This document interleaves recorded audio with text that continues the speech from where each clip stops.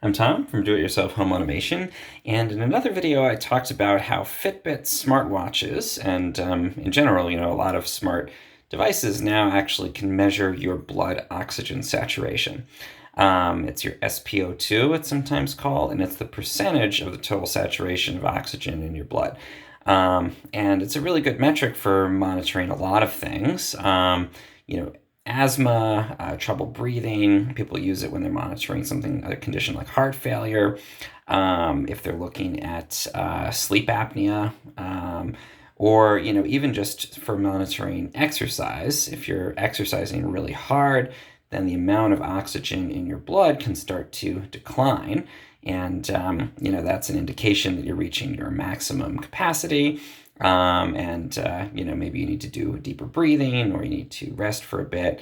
Pilots use SpO2 if they're flying in an unpressurized airplane to make sure that they're still maintaining enough oxygen in their blood to be able to continue to fly. And as your SpO2 drops, generally, you want to be above 95 of 100%. If it starts to drop, then you'll start to feel out of breath, and at a low enough level, people can even faint or pass out. So it's a very important metric. It's something when they take your vitals in the hospital, they're definitely going to be looking at. Again, a lot of trackers do have the ability to measure this metric, but most of them are not yet actually showing that to the public. So there's an SpO2 sensor on your Fitbit smartwatch. It's probably being used by Fitbit, and yet you can't actually pull that data out at the moment.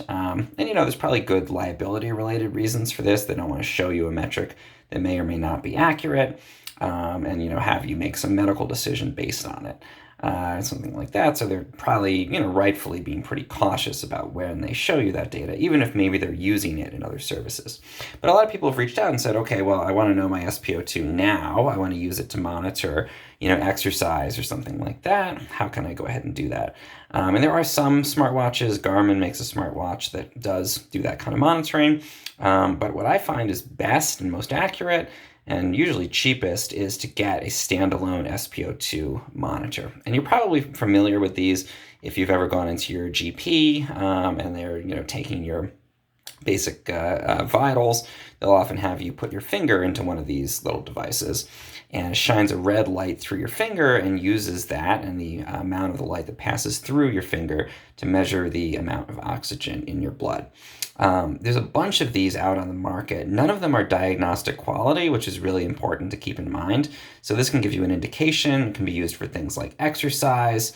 But if you need an actual medical diagnosis or one that's medical quality, always go into your doctor. Or if you're having any symptoms that make you think your SpO2 may be lower, obviously go to the doctor or the ER to have those evaluated. But this is helpful, I find, for just looking at SpO2. Even if it's not 100% accurate, it's accurate enough to show my levels, during exercise, to see how that changes over time. And that kind of thing. So this one is from Innovo. There's a bunch of different ones out there. I find this one is a pretty good mixture of accuracy and cost. It's only about $20 on Amazon. You can pick one up from CVS. That's their private label CVS Health brand, the pharmacy. It's about $50 to $60 though, and I'm not sure that it's any more accurate than these ones you can get online. So to use this, I just switch it on to start. It's going to pull up the little screen here. It's going to say finger out. So let me pause this video and I'll put my finger in there. Okay, so now I've got a finger in there. It's reading my numbers, and then it's going to pull up my SpO2 and my heart rate. So SpO2 at the moment is 97%. That's a really good value. Heart rate is around, looks like it's coming up around 80 beats per minute, maybe a little bit higher, but good heart rate over there overall there. They also have this Profusion Index. I'm not sure exactly how that works, but you can see a little graph of your heartbeat there, which is kind of helpful.